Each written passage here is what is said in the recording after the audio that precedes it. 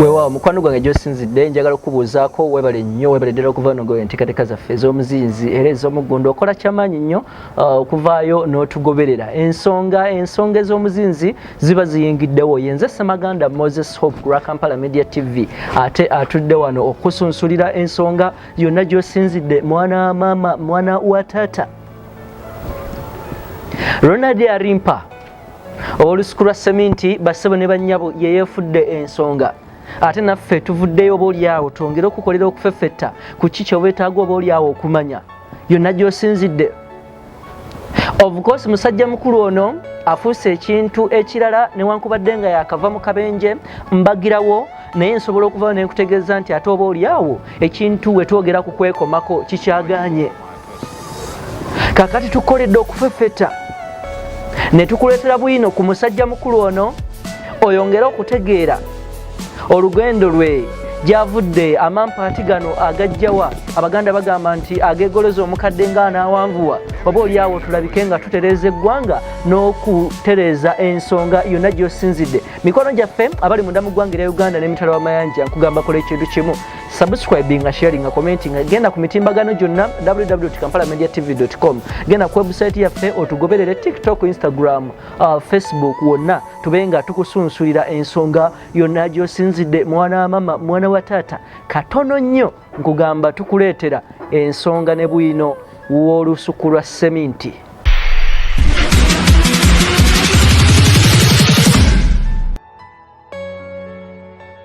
Sebo tusanyusa okulaba. Nange nsanyusa obbasanga. Buuza ku balabi ba Kampala Media TV. Abalabi ba Kampala Media TV mbalamusizzaako yonna gy'osinziira. Abali emitala w'amayanja twakule waffe mu kyalo tukiyita diaspora. Diaspora. Oba diaspora. Diaspora. Yes sebo. Naye ebyo mbiyigidde wane Kampala okusinga. Naye yonna gy'osinziira okuba ng'otulaba nkwanirizaako era nsuubira nti tugenda kukola bulungi. Weewaawo amannya gaffe. Amanya nza Ivan Desire. Mpozi waliwo eddala lwakuba ddyo paavu. Naye nga ndi musajja munyankole ekyo kyoba omanya naye ng'erisinga okumanyika nza Ivan Desire. Ensonga za Ronald Alimpa ntegeddeko wakati mu kufeffeta kwe mbadde ngenda amaaso okukola ne ntegerako nti oli munnakyalo munne wakula omulaba omanyi bingi ebimukwatako kubanga omusajja ono oba olyawo newankubadde nga mu kaseera kano ali ku kitanda mulwadde naye ayongedde okufuukira eggwanga ekintu ekizibu. Twagala tutereeze eggwanga. Tubuulire omanyi otya omukulu ono Olusuku lwa Seminti Ronald Alimpa omulabi waffe yandiyagadde okumanya. Kakati Alimpa ne munne muganda wange ffe tumuyita mukulu waffe Hassan nduga basinga bamanyiri abamweyana Hassan nduga bamweyana naye asinga kwagala lya bamweyana ebiseera bino naye mabegako eri twali tumuyita Hassan nduga era still kubeera gemannya ge getukuze tumanyi agali mu ndagamuntu. Kati Ronald Alimpa ye nasomako naye omanyi Alimpa oyo ebiseera ebisinga engeri gy'azakolamu interviews zisesa lwakuba nti abatamumanyi osobola okugamba nti byayogera biki bituufu naye ebimu si bituufu ku ebyo byazaakola ki byazayogera mu interviews okuva yakuba eyo hiti y'Olusuku lwa Seminti. By the way gundi title y'olwo luyimba eri Sindooni si Lusuku lwa Seminti Sindooni. So mu mbeera ng'eyo Ronald Alimpa mumanyi amanyi tumanyiganye newankubadde nti nga bw'omanyi nti emirimu gituuka ne gitwawula ne weesanga ng'osobola okumala akabanga nga tokoze eki nga tumulabye. So yeeyo ensonga. Abatulaba ndi ne munnakyalo eyasoma eyakula amanyi obulungi omwami Alimpa owa Sindooni oba Olusuku lwa Seminti. Okuwaako ku feedback mikwano gyaffe oyinza obba ensonga wakazitegeera omukulu ono gye buvuddeko yagenda maaso n'agwa kabenje wakati n'abayimbi be yali nabo be bali bava mu bitundu by'eruweero ku kivulu ekimu. Of course wano wazzeewo olutalo olw'amaanyi oba akacyankala n'akamaanyi wakati wa musajja mukulu ono n'omuyimbi Hassan nduga nga omukulu Alimpa agamba Hassan nduga yali ssente zaabwe newankubadde nga musajja wattu oba olyawo yavuddeyo n'atangaaza ensonga n'agamba nti yali ataasa bulamu n'olwekyo ensonga zino tazimanyiiko. Omukulu Hassan nduga n'Alimpa enkolagana yaabwe osobola gyogerako otya? Hassan nduga bayinza okuba tebakolagana nnyo mu mbeera eza bulijjo naye kyensinga okwekakasa nti Hassan Nduga ku kyalo gy'azaalibwa ne gye bazaala Alimpa si wala si wala nga bw'oyinza okugamba nti omu azaalibwa tugeze Masaka ate omulala we Kampala kuba ndowooza okuva mu ba Hassan okugenda mu Alimpa ekinene nnyo boda eyinza okusaba 3,000 ekinene nnyo ekitegeeza abakulu bano newankubadde nga balina mu kaseera kano okugugula n'okw'amaanyi naye bannakyalo ne bannakyalo bombiriri ate oyo bwino tubadde tetumumanyi fumita emboozi kakati omanyiife abantu abavudde mu kyalo we tuba tujja e Kampala ekyo kikiriza obagaana gwe wenna omuntu yenna ali mu Kampala atulaba ku Kampala Media TV nga okuva e Kampala okugenda ewa gy'ozaalibwa entambula ekutwala esukka omutwalo oba eweza omutwalo kiriza obagaana wano mu Kampala oba ku kyeyo ekyo kikkirize oba okiwakane era abazadde baffe eyo mu kyalo bakulanga batugamba nti bw'okula n'osoma bw'ogenda e Kampala obulamu busobola okukola ki okukyuka kuba ffe twakula tumanyi nti n'abambala engatto bokka ba wano mu Kampala abantu abambala engatto kuba ffe ne mu ssomero mu primary engatto okugirabako ssebo kyaliga kyamagero nga either olina okuba oli mwana wa kansala oba kyeyamaani oba kale ng'omu kubasomesa kitaawo oba nnyoko so kati mu mbeera ng'eyo Alimpa obudde buno nze n'ebisinga okunkwasa ennaku abantu abasinga abalaba Alimpa byakola balowooza bitandise kati ng'akoze olwo luyimba lwa Sindooni ne lumugjayo ne lumukolera jjukira olwo luyimba yalukuba 1 year before yalukubira mu COVID ne lutakola kuba ffe tumutegedde jjo juzi oluyimba bba abasinga bamanyi nti lupya abamu tebakimanyi nti oluyimba lulabika either we luba terunaweza mwaka kuba ffe tululabye mu January Alimpa tumutegedde January wa mwaka guno bwe luba terunaweza mwaka lulabika lugenda bugenzi kuweza mwaka kati Mukama amuyambye n'akola kinayitimuka naye ekizibu kya Alimpa tategedde ennaku ye atya gano ge mazima genyinza okugamba ku Alimpa yadde ffe waffe tuli banaku oba twakula tuli banaku ku kyalo empozi ekyalo kiriwo ekyo tutangaze kati Alimpa azaalibwa Bikokko Alimpa nze we mulabira ku ssomero baliyita Misojo RC kati omwana asomedde mu RC aba n'ennaku empitirivu kamala kuba ffe twakula ku ssomero tusasula ssente za bbaafu wasasulako sente z'ebbaafu nedda ssebo sente simanya z'okuzimba ng'obuuja ebiseera ebyo tubusasulira 3,000 taamu nnamba kati ate ku nnaku ennyingi Alimpa gye baalina n'obuugi tebaabusasulanga tebaayinanga busobozi obwo tokubye nnyo sikubye gano ge mazima abasinga basobola okunjulira Alimpa bwe tukula ffenna Alimpa oyo namulabako awo nga bamubuuza ku interview lumu nti Alimpa wasomera mu masomero ki n'abuzaabuza ekituufu kiri nti bwe kiba nti omwana asoma primary n'asoma secondary n'asoma university Alimpa gundi Misojo RC ye primary ye nursery ye university ye secondary ku ye abalungi abatulaba tukuletedde ebipya ku musajja mukulu Lusuku lwa Seminti musajja mukulu ono nabadde yejjaaka mu kibuga Kampala wano ne tumulaba nga oba oli awo afuuse wa kitalo kaakati ffe twagala tumukusimire oba oli awo yongere okumutegeera ate tulabe ensonga yonna gye zinaggwera mugenze ku ssomero ntandika okulaba Alimpa mu primary 4 P4 kibiina ekyokuna wentandikira okulaba Alimpa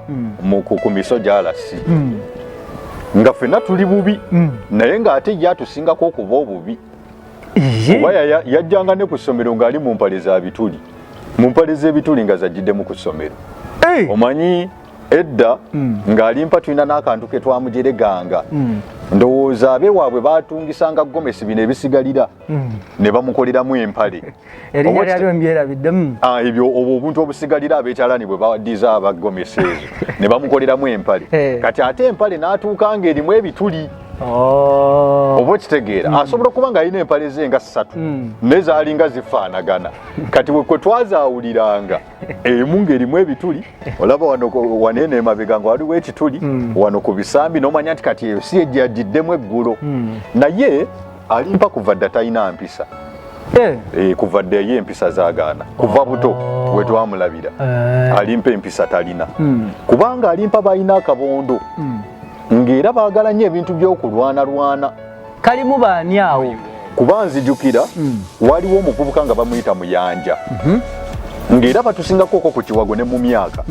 omanyi bayeza nga sinagenda nnyo eyo Alimpa yagamba alina emyaka 2 oba 22 oba 2 awo wewati tasukka 24 kati ffe ate twali bato kwa Alimpa bwe kiba nga nze obudde buno ndi myaka 24 Alimpa ekitonotono ali myaka nga 27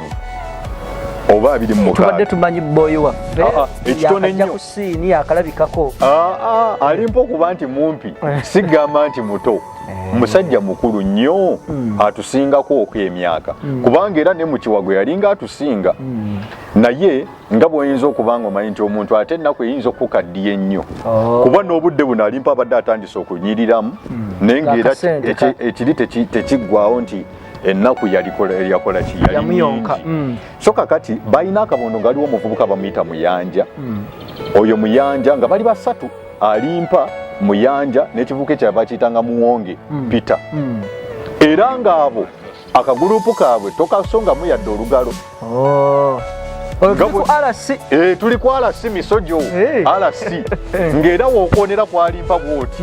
mateeka oli Muwonge Peter abajja kujja ku Kyankalanyi wookoonera ku Muyanja ng'Alimpa empya abajja kuzikkuba ate nga newaabwe tutyayo ku ekyo ekyalo bikokko ekyo ekyalo nga bw'omanyi abaana we bakula nti ewagundi tolyangayo ekyokulya ewagundi tolyangayo emmere togendanga ewagundi temugendanga kuluzisa bwe ziti kati neeyo ebikokko ng'abazadde n'abasomesa bennyini ku ssomero batutangira okugendayo ffe twakula tubba ffene naye nga tukimanyi nti ffene w'ebikokko tebamubba okitegeera nga w'omubbira eitha wotazimba lubuto oyinza okuvaayo oli mulema sinakiri n'obutava ku muti ensonga za Ronald Alimpa mu kaseera kano newankubadde nga we tujjidde ku mpewo ali wali mu ddwaliro eggayaza oba oliawo abasawo gye bagezaako okumujjanjaba amagumba olw'akabenje ke yafuna musajja mukulu ono nategeezezza nti newankubadde nga ali ku kitanda akyagenda mu maaso okulabika nga yeejaaka muganda wange Kasuku manyo ndaba wabaddewo okugugula n'okw'amaanyi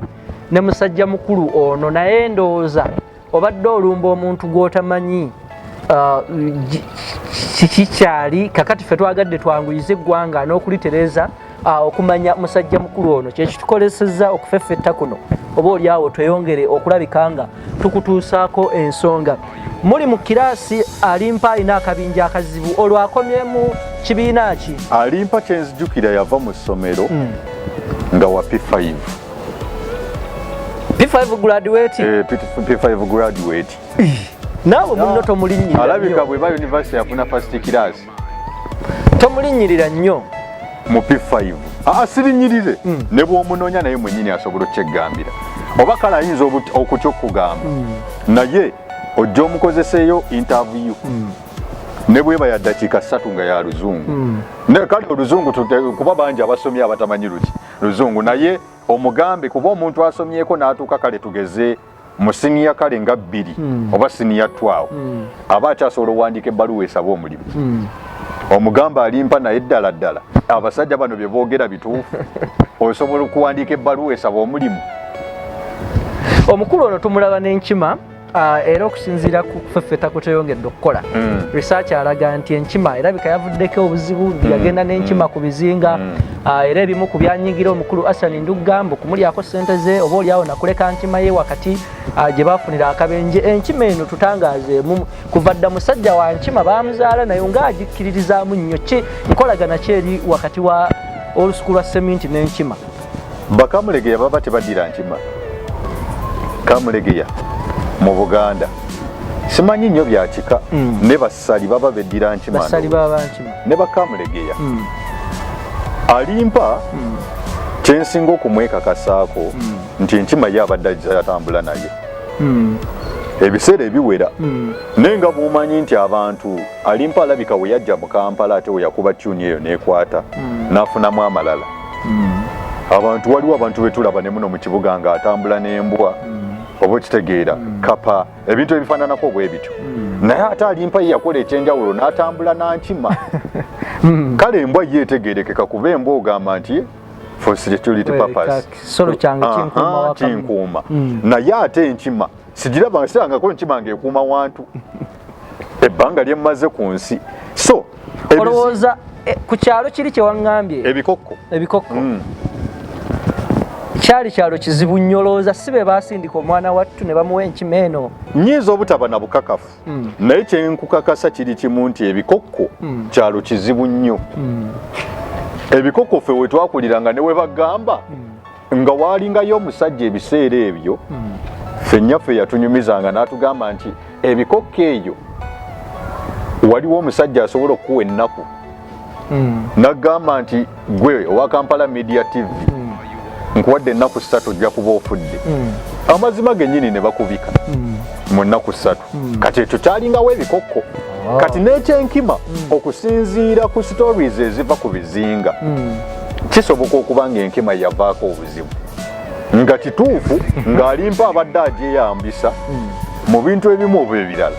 tomanya naye ng'enkima yo ntuufu azze agitambuza mu bitundu ebyenjawulo naye ekizze kitawaanya Alimpa eyinza obutaba Nkima Alimpa ye nga ye abantu abakolaganyeeko naye bakimanyi nti Alimpa ali indisciplined ye ng'omu si muntu wa mpisa si muntu wa mpisa kuba katikiriza oba gaana Alimpa akyali mwana muto myaka 26-27 oba okyali mwana ate n'ekirala Alimpa tannakuba nnyo nnyimba zisobola kutuuza abantu bawera Alimpa abadde ne juzi twamulabako nga waliwo ekivulu kye yali ayagalamu ssente millions oba mmeka sisobola kujjukira out of context naye n'agaana mu mmotoka n'agamba nti nze Ronald Alimpa olusuku lwa seminti siva mu mmotoka nga temumpadde balance abadde musajja wamaanyi nnyo kituufu naye nze kyenyiza okugamba katono nnyo ku gundi ya Kasuku Kasuku oyo abantu abamu bamukwata bubi newankubadde nti olumu atera n'avaako okwo ku mulamwa naye ate ayogera ebintu nga bituufu amazima ayogera evidence oba okitegeera nekimufuula omuntu ow'enjawulo kuba Kasuku ye muntu bensinga omumanya Kasuku wano mu Uganda tuli babiri abali mu mulimo guno asobola okwogera amazima ku muntu oba omuntu anyiiga naye ng'amugambye amazima kati bwana Alimpa nze ebitonotono byensinga okumumanyaako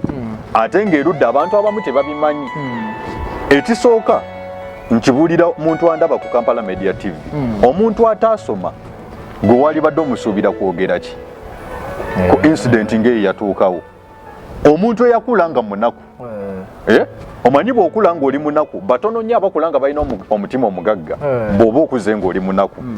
kati owali badde omusuubira kwogera ki Hassan nduga naye erudde omusaasira n'ogamba naye Hassan gwe basibako ekintu ekyo kuba obudde buno we tukomparinga Hassan nduga ne bagamba nti Hassan atadde wali ekivulu ne Alimpa atadde wali ekivulu Hassan muyimbi nnyo kwa Alimpa aluddewoko kwa Alimpa ate n'ennyimba ze ziwulikika naye zino eza Alimpa bazze kutandika kunoonyerezaako nti yayimba luyimba kyolulala nti kabaka antumye eno wammwe tinayimba luyimba kyolulala nti ate maziga bowa okitegeera ezo nazo nnyimba ze Alimpa Ronald atandika ddi okuyimba gwe nga munnakyalo nnyinza obutamanya bbanga lyatandikiramu okuyimba naye tensinga okwekakasa nti giringa emyaka 6 emabega famire waabwe bayimbi obuyimbi abujjawa si bayimbi naye alina kojja bamuyita Kamulegeya maziga bowa by the way waliwo n'abali bamulanga Kamulegeya naye mulamu ne kwekyo ekivulu kye baafiiramu bano ba Lady Grace teyaliimu naye bo baafulumya amawulire abamu nga bagamba nti Kamulegeya maziga bowa yakoze eki afudde naye si kituufu Kamulegeya maziga bowa teyafa era mulamu yamuwa n'olwo luyimba maziga bowa alyoka alukole ndowooza Kamulegeya ye ono Alimpa yakyusamu ebigambo bitono nnyo mu olwo oluyimba naye nga ebivuga enkuba yaabyo n'ebigambo ebisinga byonna byawuli Kamulegeya maziga bowa era yamanyikiddwa nnyo mu kuyimba kadongo kamu kati balina ne mukwano gwabwe omulala nze gwe mmanye nnyo twasomera wamu era kweri essomero lya miso gya RC bamuyita Sali Maxi Pro ye Sali Expedito naye oyo Sali akolera side zeyo mubende ku radio bagita ati FM kati nze ne Sali twalina ekiruubirirwa ekyokukola ku radio era by the way ne tukolako naffe neye Masaka ne tumala ne twawukana n'enzije Kampala n'agende mu Bende kati Sali ate ye ba mukwano nnyo n'oyo Kamulegeya era Sali Kamulegeya kojjaawe Kamulegeya kitaawe aba kitaawe omuto kati Alimpa ife tuwakula tukimanyi nti Alimpa tebamugenda nti tosobola kumala gabambira Alimpa nga ne bw'aba alina akasaso buluka kufumita ng'ovudde ku ekyo nze ngenda kunenya nnyo famire ya Alimpa ate otya ngenda kubanenya nnyo ngenda kunenya nnyo maama we kino nkyogera kaati ngenda kunenya abantu abawerako ngenda kusooka nenye Maama Fiina Maama Fiina Mama Fiina wafa abantu tebagambe nti omuntu ogerako njogera mazima Mama Fiina nze Semaganda omukulu Ivan Desires kuinako nze nange simuinako buzibu be bamu bayithayo ku bantu bensinga n'okwagala Mama Fiina ensobi gye yakola eryemu kituufu akola ekibi omudiza kirungi Alimpa oyo Mama Fiina yamuyitako okumuyimbira Alimpa n'agaana okuyimbira Mama Fiina ku mukolo ndowooza yali ategese oba bivulu something like that n'agaana okuyimba naye mu bantu abasoose okuwa obuyambi ate Mama Fiina yeyasoose yaleeta $2 million n'aziwa famire ya Alimpa kyokka ate ye wengenda okumunenyeza emabegako awo namulabyeko ng'agamba nti bannaye Hassan Nduga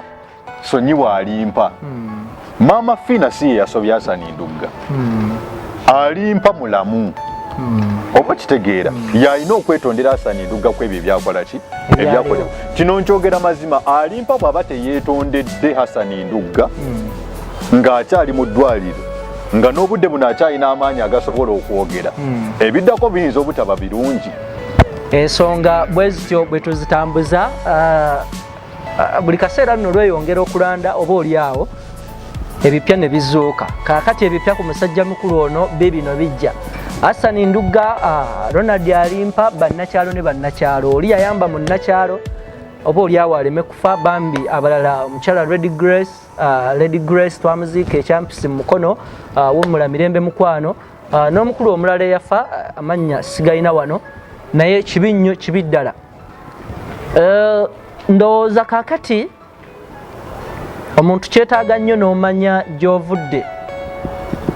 nga tonnaba kutegeera wa gy'ogenda kubanga buli w'olowooza gy'ovudde kikuyamba nnyo okweyisa obulungi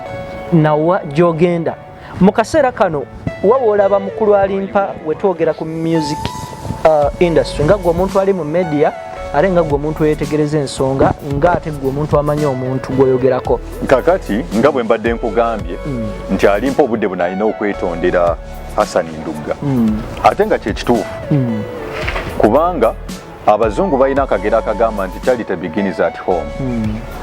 bwe kiba nga tuzze tulaba maama wa Alimpa ng'Alimpa ayogera kasasiro mu kamera ng'agamba Hassan Nduga nga bwe yalya ssente okitegeera ng'agamba Hassan Nduga nga bwe yamuyamba obusente bw'asobola okubumudiza obwe yamuguliramu eddagala oba okitegeera maama wa Alimpa ng'alina wali ebbali ali mu kuseka busesi nga mutabani we ali mu kwogera ebigambo ebifaananako bwe bityo ng'akyalina mulwadde abigamba omuntu eyamujja ekapeeka kumpiki mu mmotoka eyiye ku mafuta agage n'atuuka ne mu ddwaliro n'amugulira erimu ku ddagala eryakola ki eryakolako kye yasobola kubanga yali olwedda alina abantu bangi nnyo bakola ki bakolako kakati mbadde nkyakubuulira abantu ab'okunenya famire ya Alimpa ngenda kuginenya nnyo ebyaddala balaze nnyo wa gye bava babalabisizza nabo bennyini beerabisizza nnyo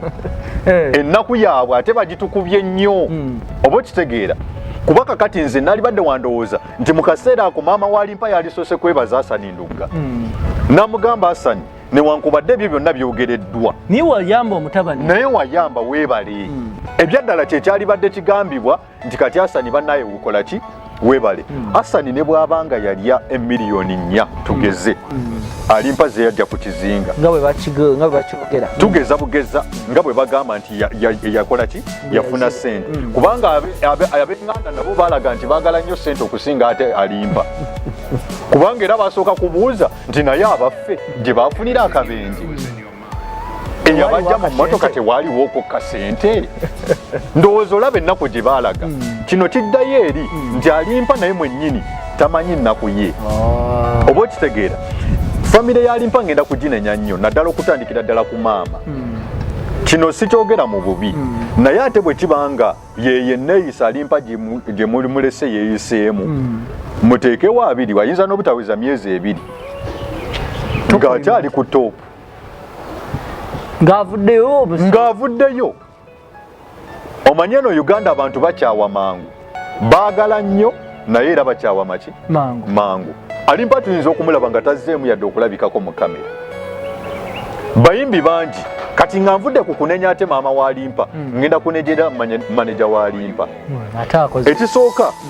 maneja okumaneginga omuyimbi olina okuba nga gwe mwennyini oli mugezi nze nyumirwa nnyo Fresh Kid ebibuuzo olumu ebimulema agamba mu bibuuzaani bibuuze manager kubanga manager aba managinga gwe omuyimbi kitegeeza nti ebisinga abakola ki abimanyi ategeera okusinga kati manager wa Alimpa naye yayolesezaamu ko obunafu akimanyi Alimpa nze ku lwange nze nga nze obwongo bwange obutono bwe nnina Alimpa tanatuuka kukola interview Alimpa tanatuuka kukola interview Alimpa tanatuuka kubeera mu kamera kwogera eri bantu okusinzira ebigambo byakozesa tanatuuka kwogera eri bantu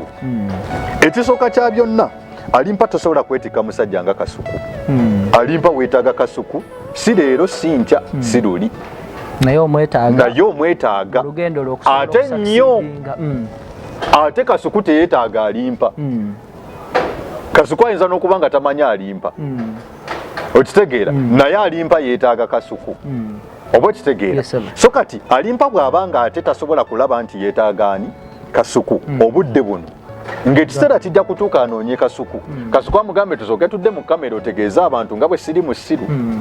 yadde nga wakyogera nti ndi muki musiru mbadde nkyakugamba maneja wa Alimpa ye mwennyini alina ensobi yakitegeera nti omuntu afunye accident omuntu bw'afuna accident tusuubira ebintu bingi Alimpa ayinza n'okuba nga nakati tamanyi bigambo byayogera nga wayazaanoba ate ng'oggyeko n'ekyo kuva dda Alimpa musiru kuva dda Alimpa musiru kati ng'ovudde ku ky'obusiru ate gattamu bino ebiragalalagala bye bakozesa ove ku ekyo ogattemu accident ogattemu ekyobutasoma ebyo byonna ebintu obigatta wamu oba tolina muntu ofuna negative oba okitegeera oba ofuna omusiru times kati Alimpa yoyo gwe tuwogerako so kati nze mu mbeera ng'eyo numwa nnyo nze omuntu eyalabako Alimpa ng'ali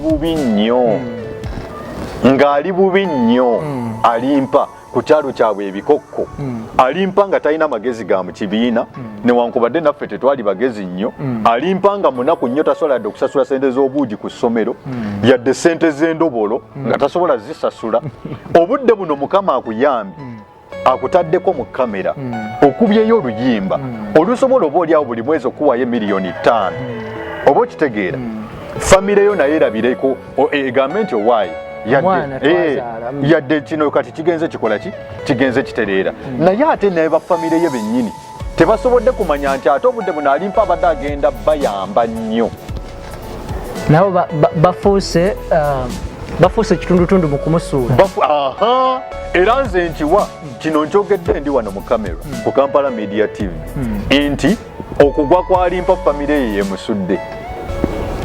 sina famire maama we omulungi atulaba yonna gy'osinzidde okuzimba erinnya kisobola okubeera ekintu ekizibu era oba oliawo kisobola okutwalira emyaka n'emyaka okulondobwayo mu bangi aba kye tuyita okusamba akaggi naye w'otuuka ku ntikko okwambuka ku ntikko kikubeerera kizibu naye w'otuuka okuwanukayo n'ogwa kiyinza okutwalira obutikitiki butono nnyo okulaba nga ate ovaayo wetulaba baganda baffe oba bakadde baffe mu kye tuyita music industry sobola okumenyezaako abantu ab'enjawulo abavuddeyo nga bali ku map buli kaseera bakadde baffe bamisa kisemakula abantu ab'enjawulo bavuddeyo nga olugendo lwabwe olwa music balutambuza wakati mu bukkakkamu oba ne mbwetowaze okusigala nga bali ku ntikko nga bakyabenyumirizaamu nga tewali nnyo muntu abeesitaddeko. N'olwekyo gwe wenna mu kintu ky'okola mu bizinensi yo eyo okwambuka kyangu, okukola edduuka ne lyambuka kyangu, okukola woteeri n'efuuka y'amaanyi kyangu, okufuuka media personality ow'amaanyi kyangu, naye ate okukuuma ettutumu eryo kyetaagisa obwegendereza obw'amaanyi. Bayibuli nno oba ne Quran simanyi nnyo etera okugamba nti awantu awali amalala gwe kasita olaba amalala mu maaso awo wasobolera ddala okuba nga wabaawo ekigo. N'olwekyo weegendereze nnyo amalala, kiyinza okuba nga kye kimu ku bintu ebisobola okukuviirako okugwako mu buli kintu ky'okola kyonna, ate n'olemwa kusigala nga oli ku ntikko eya waggulu. Mwami Desire Ivan, twagala okuwunzika mpola mpola. Tulabeko omukulu Abdullah si kyogamba ye ate okuvaayo n'aba nga yeetaba mazina gano ag'enkima. Nalabyeko Abdullah ng'atiisatiisa Hassan Nduga. N'amugamba Hassan, nze tewali ampalampa asigala waggulu. Abdullah si Katonda. Oba kitegeera. Nze Abdullah oli myaka eginzaala Abudu. Amazima gennyini. Sino okuba ng'onzaala nga gwakuna mu baana b'okola ki? B'ozaala. Oba kitegeera. Hassan Nduga kituufu abamu bagamba musobya. Hassan Nduga kyayina nti avaako mangu ng'omuntu omulala yenna. Nze Hassan ebbanga ettonotono lye mulabidde, Hassan yakulira wa musajja bamuyita Haji Musilimu. Eyo saidi ze bayitayo Kisojo. Yinza okuba gwe tomanyiiyo. Eyo Kisojo Hassan Nduga gy'azaalibwa. Era Hassan yakula be bamu ku baana abagambibwa nti oyo tomutambaala. Ate ye abeera nnyo ku mazima ebiseera ebisinga. Lwakuba nti abantu abamu balowooza nti Hassan engeri gy'agenda mu ebyo eby'empewo okitegeera nti bimutawaanyiza nnyo. Abdullah okweteeka mu bintu bya Alimpa na Hassan Nduga ate ye mwennyini ye yeerabisa. Abudu kati singa obudde buno ali mu Uganda Museum nga tumusomako nga abaana bamusomako kubanga bayimba. Kati obudde buno Abdullah yali badde namwa mu bakamiliyoni nga banywamu kacaayi mu babebekulu. Ne kati ate omuntu okumulaba nga ali mu Alimpa, Alimpa yakakuba oluyimba lumu oba kitegeera. Full figure yamugeze n'omujerega muteruna tambula district 14. Oba kitegeera. Kati kitegeeza nti ate Abdullah yeerabisizza nnyo. Kati Abdullah ye nga ye asaba Hassan Nduga embalirira ya gundi y'omulwadde. Ajagaza ati agenda tuwa buyambi oba agenda kuwayo bw'aba ayagala kuyamba agende mu ddwaliro akole ki? Tosooka kusaba mbalirira. So bwana Abudu weddeko kino nkigamba abazadde bonna. Abazadde bonna naddala abeeyo ewaffe mu kyalo kyenyinza okubagamba kiri ekintu kimu. Nkyogera nga ndi mu kamera ku Kampala Media TV. Bw'oba olina obusobozi obusobola okuweererako omwana wo ng'aliko mu masomero nga abaana abalimu tebava mu bitundu era ye mwazaalibwa. Kuba kati ffe titusumbuwa obudde buno nti ku miso gy'alasi gye twasomera oyinza okwesanga ng'abaliyo abaavaayo abayinza okuyamba, ayinza okuba Ivani n'Alimpa. Naye Alimpa naye ku byakola tasobola kukuyamba. Oba okitegeera. Kati bw'ofunako chance eyo weererako omwana ku ssomero eriri ku mutindo. Ffe tetwafuna chance eyo kubanga bazadde baffe tebalina busobozi. Ne bw'ofunako chance eyo omwana omuleetako ku ssomero ne bw'osomerayo ttaamu emu avaayo at least afunyeyo omukwano ogusobola okumuyambako. Kuba Alimpa singa at least yafunako okwo n'asomerako okwo mu ssomero nga mulimu ku baana abakuliddeko okwo mu kibuga basobola omuwabula ate singa ebyo tabikola. So muganda wange Alimpa weddeko, jjukira ennaku ye ey'ebikokko, ojjukire n'ennaku yo gye wayambalanga empale ez'ebituli, ojjukire ennaku yo nti wabulwanga ne ssente ezisasula obuugi ku ssomero. Leka kuwalampa abantu ab'enkya be bajja okuyamba. Nze mbadde nsaba mu bukkakkamu weetondera Hassan Nduga. Toyina bukakafu nti ssente yakola ki? Yazirya. Kyekisooka. Toyina bukakafu nti Hassan Nduga azze akwogerera amafuukuule nga bw'ogamba. Kati mu njogera ennyangu bw'otaamanya ennaku yo oyinza okuba nga accident yaleese kigo. Oba okitegeera. Eby'enkima sibimanyi nnyo naye enkima nayo bw'oba otambula naye bwana Alimpa weegendereze. Enkima eyinza okuba nga bye bimu ku bizibu ebigenda okubonyaabonya ebbanga lyonna. nze byebye byange. Weewaawo nkwebaza yonna gy'osinzidde webale nnyo okuvaayo n'ogoberera ensonga zaffe ez'omuzinzi muneffe tuliwo kuzimba ggwanga oba oliawo nakutereeza awaba wakyama kubanga gyegimu ku mirimu oba oliawo ate gye tulina okukola okutereeza eggwanga ensonga zibadde bwe zityo mikwano gyaffe abadde ma gospel promotion bagamba nti genda ku mutimbagano gwabwe odownloadingeyo oluyimba lweweetaaga olwa gospel lwonna oyongere okubanga ate otugoberera